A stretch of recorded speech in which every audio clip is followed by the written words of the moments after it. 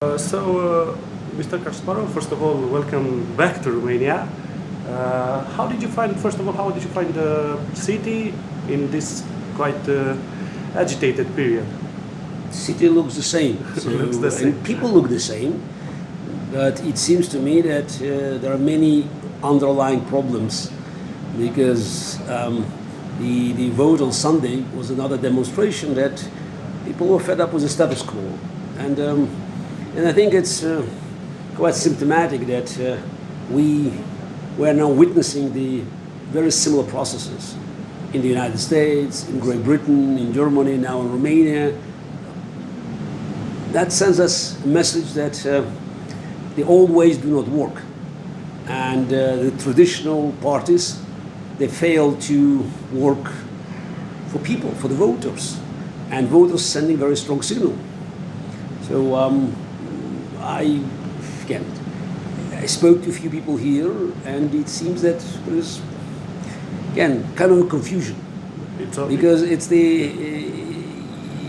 when you live in this kind of a bubble, and then, you wake up, and you don't know what comes next, it's a challenge. So I'm also curious to see how this crisis will resolve in Romania, because following the path of other countries, established democracies like Great Britain, we may expect that the voters are very eager to punish the parties in power for years of inaction and wrong directions. Yes, some big changes ahead of us, look like. But first, the moment, let's get back a little bit to chess, because we have a big tournament tomorrow. And we have the world champion now in Romania. Last year he was just after winning the candidates. Now he's the world champion, the youngest, after beating one of your records, one of your many records. Look, again, it's very important that Grand Chess Tour attracts the best players, and we are now seeing the generational change. We started 10 years ago, and we could see many new faces, including Gukesh. So, I think it just shows that the Grand Chess Tour has established itself as the very important institution, because it serves as this very important element of preserving the classical heritage of the game of chess. And while I'm not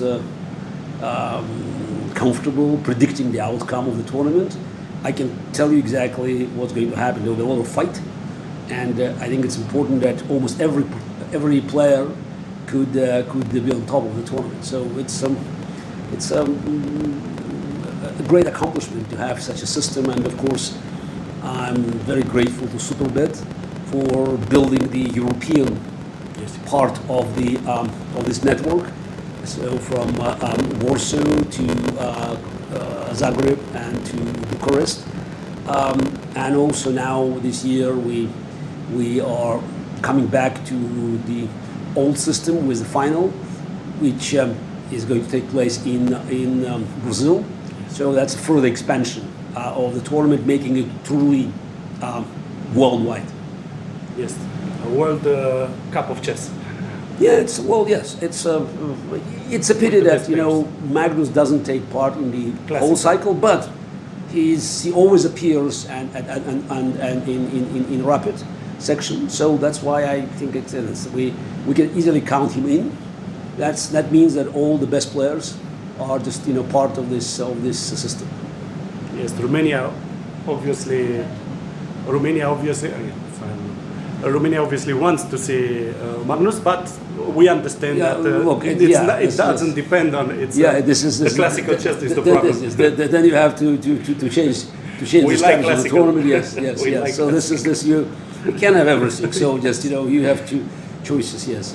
Yes. What do you think about getting back a little bit to Gukesh? Do you think he's the favorite for this year? No, he can win the tournament, but obviously, he's not favorite. So this is the way Magnus would be the favorite. So it's he can win. So, Obviously. but I wouldn't rank him higher than few other players who will also win. But he's young, he's energetic. So and again, there will be no surprise if he wins, but I don't think there will be a big surprise if he doesn't. So again, it's a very, very level playing field, and I mean to win, you need a little bit of luck.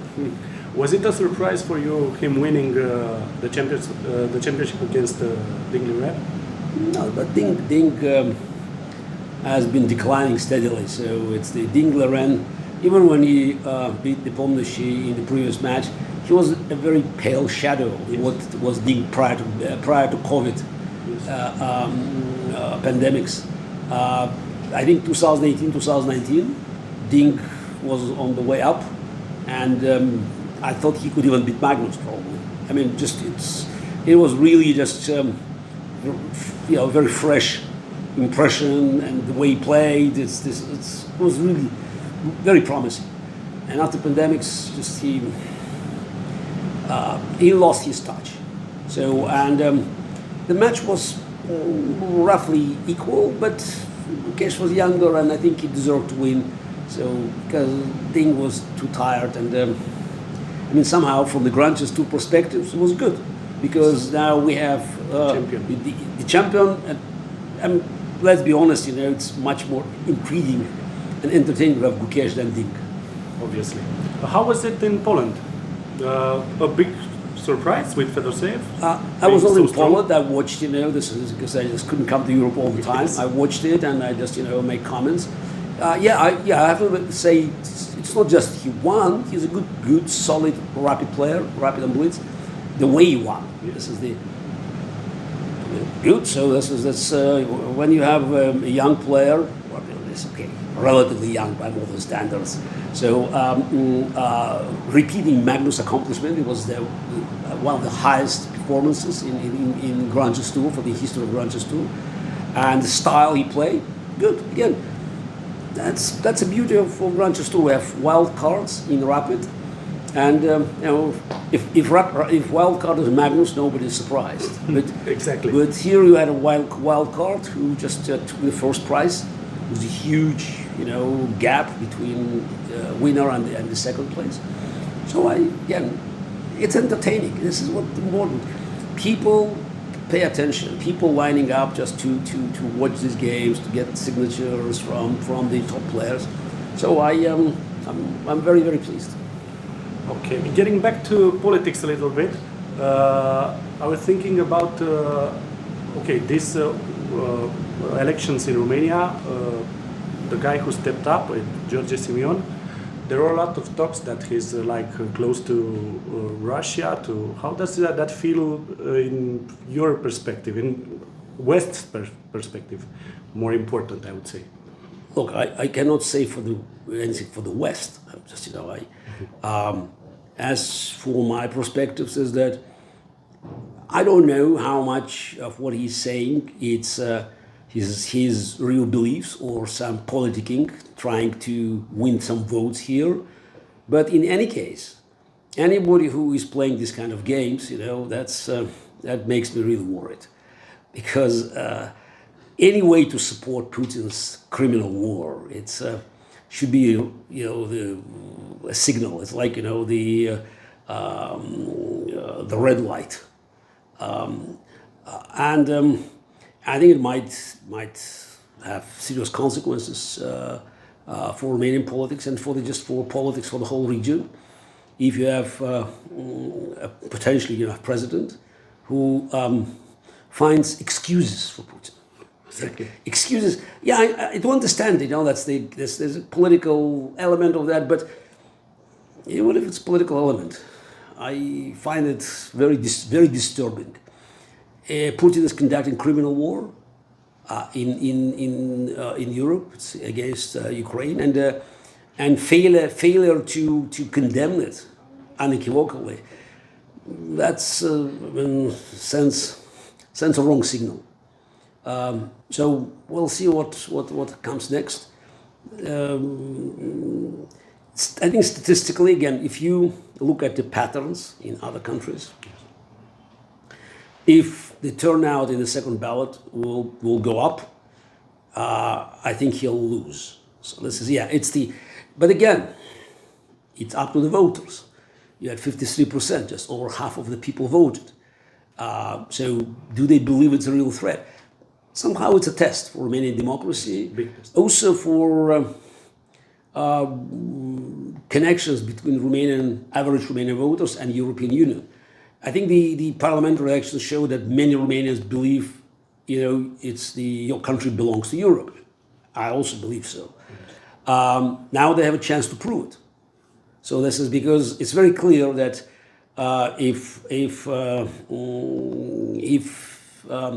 Simon wins, European future of Romania will be not abandoned, but will be in some kind of trouble. So there will be definitely challenged. So I'm very intrigued what will happen 2 weeks from now, because it's also sends signal to whole Europe, because since the resurgence of the populist right, it's not just Romanian phenomenon. So it's all the major countries. It's like France, Germany, Britain outside of EU, but still, we see the same phenomena. And of course, we know that Trump administration also is very concerned about voting rights of people in Romania or in Germany, which is, again, I think it troubles many Americans, and definitely troubles me, that Trump's vice president, J.D. Vance, and Secretary Rubio, they always express concern about well-being, political well-being of politicians that, let's say, should not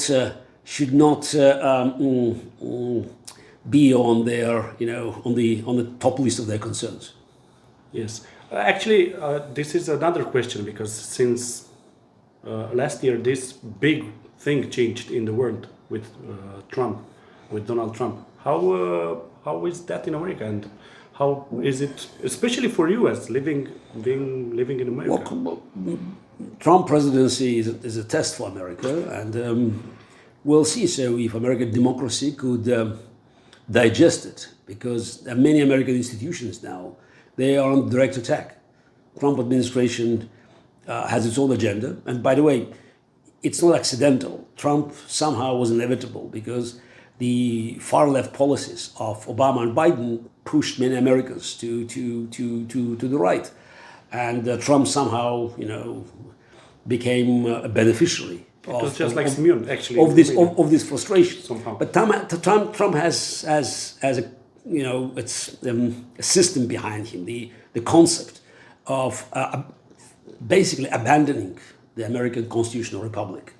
The Project 2025, so-called, it has many important components that are directly challenging American Constitution. And we'll see if the legal system, the judicial system, will survive this challenge, because so far the legislation, the Congress, is not up to the task. So we could see that the Congress is totally paralyzed, and now it's all hopes with the judiciary. And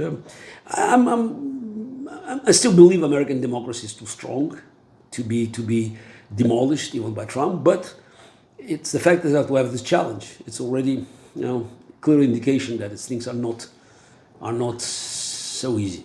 You obviously still believe in the American democracy, since you decided to live in America.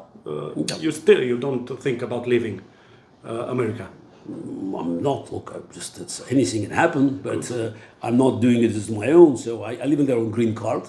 Maybe one day Trump administration decides that my green card is not good enough. Look, I have a Croatian passport. I'm a Croatian citizen, so I have a place to go. But we'll see. So I'm not going to change my mind. I'm not going to change political position just because you have President Trump or whoever in the office. So I say what I believe is right. And my views on Trump presidency are well known. I'm not hiding them. I'm not altering them. But I do understand that, the political crisis in America could go that so far that maybe even my green card status might be eventually challenged. Yes, obviously. We don't know. It's such a strange period. And then, okay, we should go to Ukraine. How things have changed for Ukraine, and how do you see them in this war at this point with so many changes? Ukrainian situation is very complicated on one side, but also very simple on the other side. It's complicated because it's war and it's tragic. Simple is because it's like in chess, black and white. There is no middle. There is the freedom versus tyranny. It's good versus evil. And this war has no intermediate solutions. There's no peace unless the main reason for the war, which is Putin's fascist regime, is being destroyed. The whole, this process of negotiation is useless because Putin's goal was, is, and will be, according to him and his propaganda, is to destroy Ukraine. Ukraine doesn't exist in Putin's world. And obviously, Ukrainians don't want to disappear. It's a Ukrainian state, it's a Ukrainian nation that made huge sacrifice to defend not only their country, but also the free world against Putin's aggression. So that's why I think the free world has to come to this understanding. So it's, I'm writing about it. So my article appeared in Die Welt today in Germany. So just preempting the election of Chancellor Merz, who actually failed this morning. So this is interesting. So saying there's no other choice. Going back behind Ukraine, back it with everything you have, because if you don't do that, the war moves further. Putin is war. That's very simple. No matter what people say here, Putin is not a threat. Putin is war because war is the main engine of Putin's regime. Everything in Russia, from the government to a kindergarten, is war now. So it's a preparation for war. It's just they even prepared the kids to receive letters that their fathers or older brothers have been killed. So the economy is working on war, the finance going on war. So it's everything. So this is the country is one giant military camp. Putin can't afford ending the war. So that's why it would continue. And just recognizing this fact seems to be a big challenge for European leaders. While Putin is beefing up his military forces, he's building new bases, he's stepping in, European leaders, big talk, plans. We have to make a plan. I understand it's difficult. There are voters. The voters they don't understand. But that means leadership. You have to explain it's a war, but they're afraid. It's all maybe we can push it to the next generation of leaders. They're talking about inevitable wars with Russia, but later on. It's now. The war is now, and Europe can do much more even without America. These hesitations are making Putin stronger. Exactly, because you see that people they all they're negotiating. You don't win the war by consensus. War means leadership. The problem is that European Union, let's be honest, it's over bureaucratic, and they used to negotiate, little concession here, little concession there. So how we make sure that we move forward together? No, you don't move forward together because Viktor Orban of Hungary is Putin's Trojan horse. Now you let him, stay and spoil the whole process. Now you have Fico in Slovakia. What happens with cancer if you don't cut it off? It spreads. And they still try to find a way to influence the process. You don't influence the process. You fight. You show that you are devoted to fight and win. And so far, I believe in Europe, but I'm greatly disappointed with this leadership that is just always trying to find the middle ground. As the last message, what do you think about the elections in 2 weeks? Who will? Look, I'm not taking part in the elections. This is obviously. I just think it's very important that people vote with their conscience. But they have to understand that it's voting against. It's not. It's very rare has a positive outcome. I think it's very important that Romania stays its course and remain the part of this joint European space. I think the message was already sent that the current political arrangements that have been in place for a couple of decades, it doesn't work. So you have some changes, but again, don't try to wreck the ship. So that's I would say, yes. It's you can change the captain. Yeah, fine. You can change the course, but don't wreck the ship. Great message. Great message. Thank you very much.